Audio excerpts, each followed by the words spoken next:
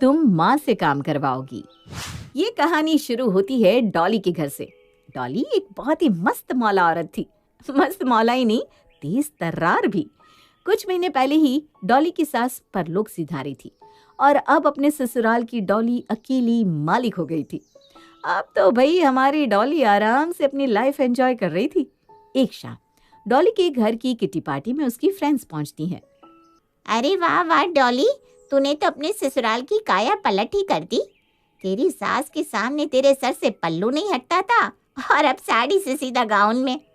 हाँ सो तो है, मस्त मौला थी और मस्त मौला ही रहूंगी। पहले छुप कर और अब खुले में। वैसे सुषमा, अब तो तेरी बहू आ गई है, अब तो तेरा वजन बढ़ जाना चाहिए था। ये उल्टी सीढ़ियां क्यों चढ़ रही है तू? उल्टी क्या, उल्टी सीधी दाई बाई सारी सीढ़ियाँ चढ़वा रही है सुषमा की बहू से।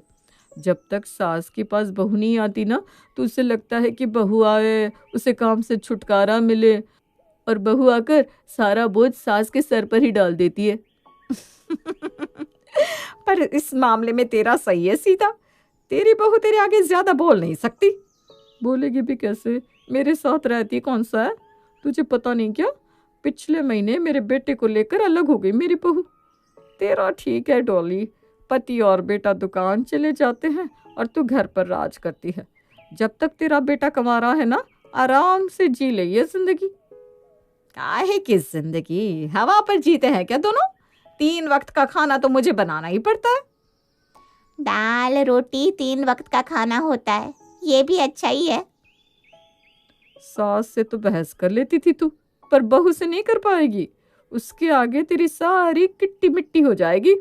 सारे पैसे निकाल ले और किट्टी यहीं बंद कर ले।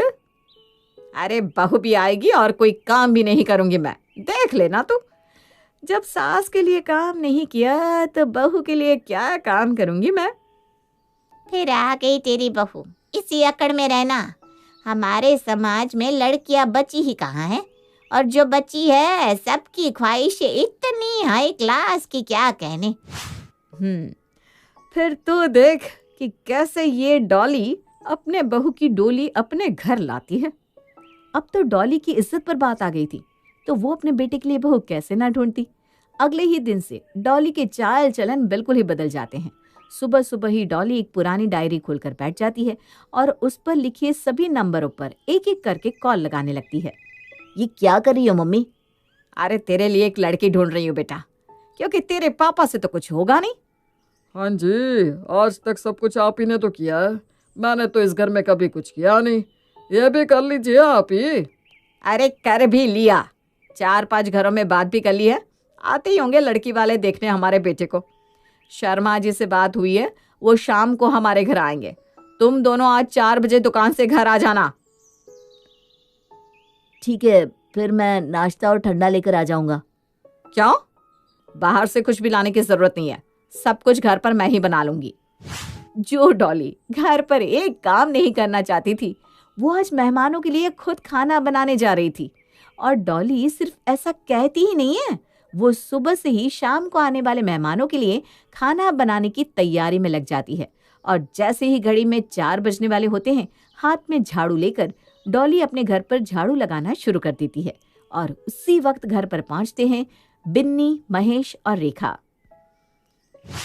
विकास का घर यही है क्या? जी, मैं विकास की माँ। आप लोग रुचि के घर से होंगे, आइए आइए। ये झाड़ू पोछा आप ही करती हैं विकास की मम्मी? हाँ जी, तो और कौन करेगा। मेरे हस्बैंड तो बार बार घर पर काम वाली रखवा देते हैं और मुझे आराम करने को कहते हैं, पर भाई मुझसे आराम नहीं होता। मैं ना 10 मिनट भी आराम के नाम पर बैठ जाऊं तो मेरे सर में दर्द शुरू हो जाता है। मुझे ना आराम करना बिल्कुल पसंद नहीं है। मैं तो 2-4 और लोगों का काम करके चलने वाली औरत हूँ जी। तभी विकास और राकेश घर आते हैं और डॉली के हाथ में झाड़ू देखकर उसका सारा ड्रामा समझ जाते हैं। लीजिए, ये दोनों भी आ गए। आप सब बातें कीजिए, तब तक मैं खाना लगाती हूँ। ये बुढ़िया तो एकदम टंच लगती है भाभी, देखो कैसे झाड़ू लगा रही है। इतने बड़े घर में एक नौकर नहीं, पूरे घर की साफ सफाई अकेले कर लेती है। अगर हमारी रुचि इस घर में आएगी ना, तो उससे ज्यादा काम नहीं करना पड़ेगा। तभी अपने हाथों से बनाया खाना लेकर डॉली बाहर आती है। इतना सब किसने बनाया विकास की मम्मी? अरे इतना सब कहाँ है बहन जी, 2-4 चीजें तो है। मुझे तो प्लेट में कम से कम 6 सब्जी रखने की आदत है, पर आप लोग आने वाले थे, बहुत सारा काम पड़ा था, तो हड़बड़ी में ये 8-10 डिशेस ही हो पाई मुझसे। इतना सब करने की क्या जरूरत थी बहन जी, अब बाहर से कुछ मंगवा लेती। नहीं नहीं नहीं नहीं, मैं बाहर का नहीं खाती। मेरे घर पर बाहर का बस विकास ही खाता है। मैं खुद नहीं खाती पर किसी को नहीं रोकती। अब मेरी बहू आएगी तो मेरा बेटा और मेरी बहू रेस्टोरेंट जाएंगे, तो मुझे बुरा लगेगा क्या? आज जब लड़की के घर वाले आने वाले थे तो वो लोग मेरी उम्र के ही होने थे, और हम लोगों को कहाँ पचता है बाहर का खाना बहन जी। मानना पड़ेगा बहन जी आपके हाथ के खाने को। मुझे तो ये खाना ना बिल्कुल रेस्टोरेंट वाला खाना लग रहा है। मुझे तो नई नई डिशेस बनाने का बड़ा शौक है। मेरी तो बड़ी इच्छा है कि मेरी बहू आए और मैं उसे बिठाकर दिन भर अलग अलग डिशेस खिलाती रहूं। कभी दूध रोटी, कभी दाल रोटी, सब्जी के नाम पर तो कभी तेरी माँ ने कुछ बनाया ही नहीं, और देख कितना फेंक रही है। बाप रे, कितना फेंक रही है। आपका बेटा है 30 साल का, उस हिसाब से आप 55 की हूँ मैं। बच्ची लग रही हूँ क्या आपको?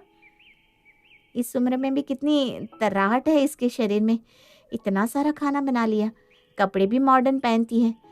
इसके रहते हमारी रुचि को किसी बात की टेंशन नहीं होगी। मुझे तो ये घर ठीक लग रहा है, सोचिए मत जी, हाँ कर दीजिए।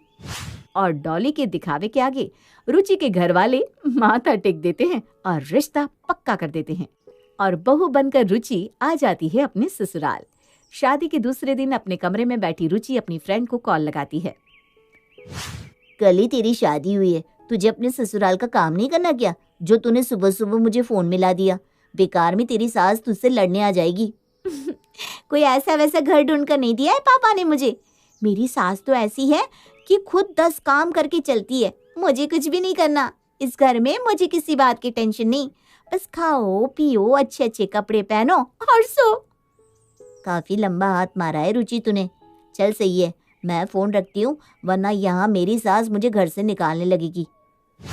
थोड़ी देर बाद रुचि अपने कमरे से बाहर आती है और उसे देखते ही सोफे के नीचे झाड़ू लगा रही डॉली चीखती है, मेरी कमर। अपनी सास को दर्द में कराहता देखकर रुचि घबरा जाती है। बहू तू झाड़ू पकड़, हाँ, ये काम पूरा कर, मैं खुद को संभाल लूंगी। और बस यहाँ डॉली अपनी बहू को झाड़ू पकड़ाती है, और यहीं से शुरू होता है डॉली का असली खेल। अब आ गई बहू, अब क्या झाड़ू क्या पोछा। अपने हॉल में झाड़ू मारकर रुचि अपनी सास के पास आती है। हो गया मम्मी जी, कर दिया मैंने झाड़ू। आपकी तो कमर में मोच आ गई है ना, तो दोपहर का खाना बाहर से मंगवा ले। अरे बाहर का खाना तो मुझे पचता नहीं है बहू, आज भर तू देख ले, उसके बाद तो मैं हूँ ही। देखना, आज वैसे भी ससुराल में तेरा पहला दिन है। कितना शौक था मुझे कि तुझे ये बनाकर खिलाऊंगी, वो बनाकर खिलाऊंगी। अब पिज्ज़ा भी बनाना सीख लिया था मैंने। हाय, देख क्या हो गया है। ये सब आप जानबूझकर थोड़ी ना कर रही है मम्मी जी। अब कोई बात नहीं, मैं करूँगी ना काम। मैं अभी खाना बनाकर तैयार करती हूँ। हाँ, एक अच्छी बहू की तरह रुचि 4-5 सब्जियां बनाती है, पूरी खीर बनाती है और रसोई तैयार करके बाहर सभी को परोसती है। आखिरी बार माँ के हाथों से इतना खाना खाया था, और अब बहू के हाथ का खाना मिल रहा है। मैं समझी नहीं पापा जी। तू ना इनकी बातों पर ध्यान मत दिया कर, ये तो कुछ भी बोलते हैं। हाँ, खाना वाकई में बहुत अच्छा बनाया है रुचि। वैसे ना इतनी सारी सब्जियां बनाने की कोई ज़रूरत नहीं थी, हम इतने भी शौकीन नहीं है, एक सब्जी बहुत होती है। और इस तरह पहले दिन घर का सारा काम अपने कमर दर्द के बहाने डॉली अपनी बहू से करवा लेती है। पर इतनी जल्दी डॉली अपना राज तो खोल नहीं सकती थी, इसलिए एक अच्छी सास की तरह वो सवेरे सवेरे अपनी बहू के पास चाय लेकर जाती है। इत्तेफाक से रुचि अपनी माँ से वीडियो कॉल पर बात कर रही थी। कैसी है अब आपकी कमर समधन जी? बस आपकी कृपा से एक नंबर है। देखिए, तभी तो चाय लेकर आ रही हूँ। फोन मुझे पकड़ा, तू चाय पी ले पहले बेटा, और नींद पूरी करनी हो तो कुछ देर और सो जा मेरे बच्चे। नजर ना लगे सास बहू की जोड़ी को। बहुत अच्छे भाग्य है मेरी बेटी के डोली जी, जो उसे आप जैसी सास मिली। बिस्तर पर चाय पकड़ा रही है, वरना कौन सास अपनी बहू की इतनी खातिर करती है। अरे किसने कहा कि रुचि मेरी बहू है, बेटी है बेटी मेरी। डॉली रुचि को चाय तो पिला देती है, पर अभी चाय के बदले वो पूरा दिन उससे काम कराने वाली थी। नाश्ते की तैयारी करने डॉली रसोई में जाती है और कढ़ाई में तेल डालती है। 10 मिनट बाद सर पकड़कर वो रसोई से बाहर। अरे बहू, तेरे पास डिस्प्रिन होगी क्या? मेरा सर फटा जा रहा है, लगता है तेल की गंध मेरे सर पर चढ़ गई। अच्छा तू छोड़, मैं देखती हूँ, गैस भी ऑन रह गया होगा। तू जा बेटा, सब्जी देख ले जरा।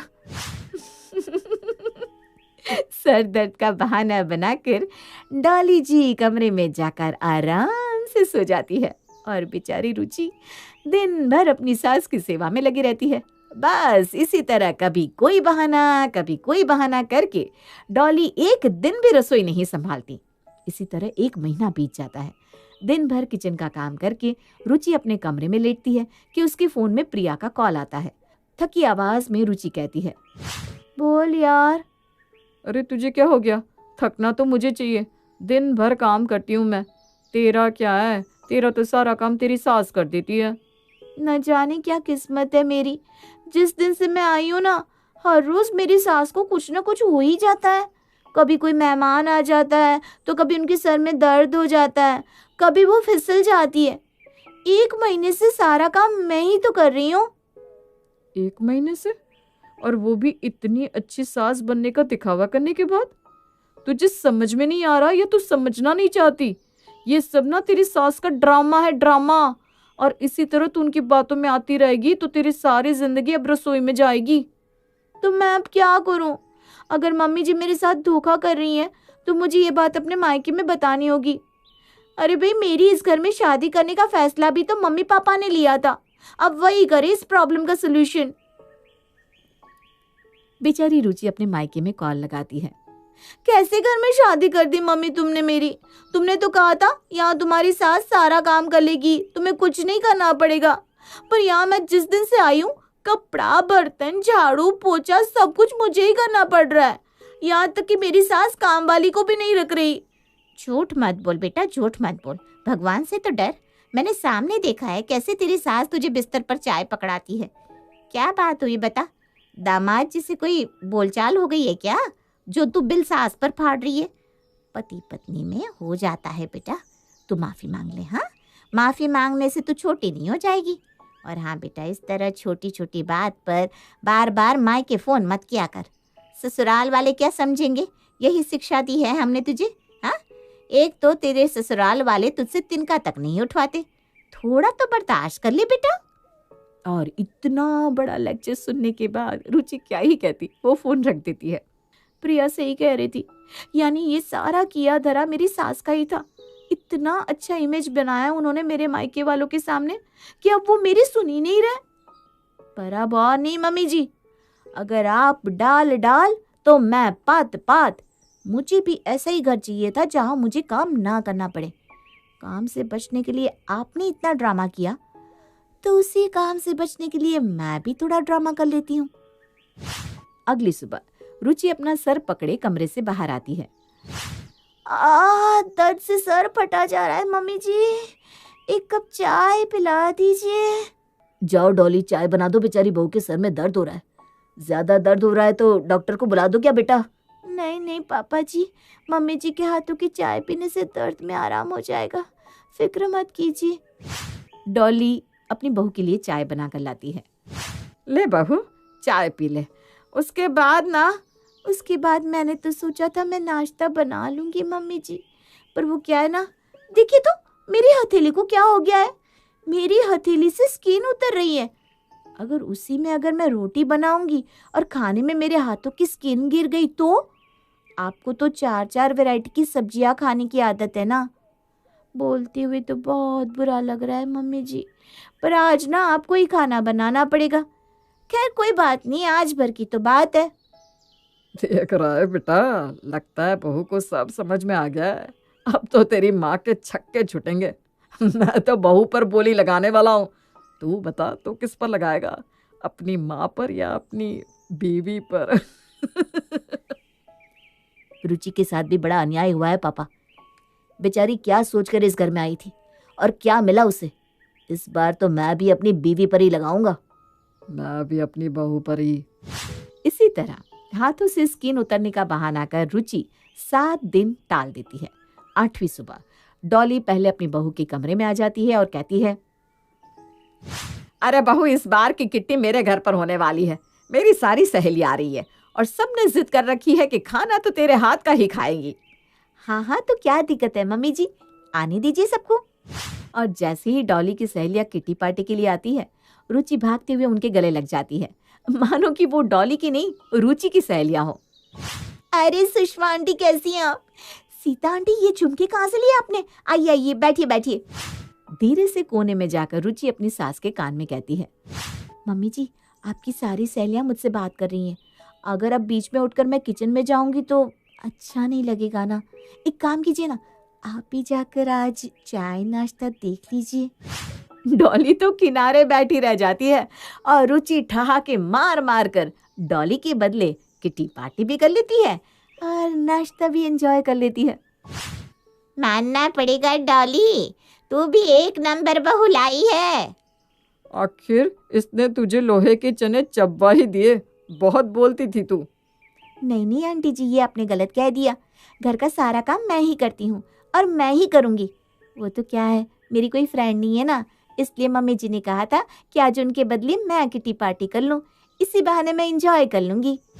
और ये बात कहकर रुचि डॉली की सहेलियों के सामने उसकी इज्जत पे रख लेती है।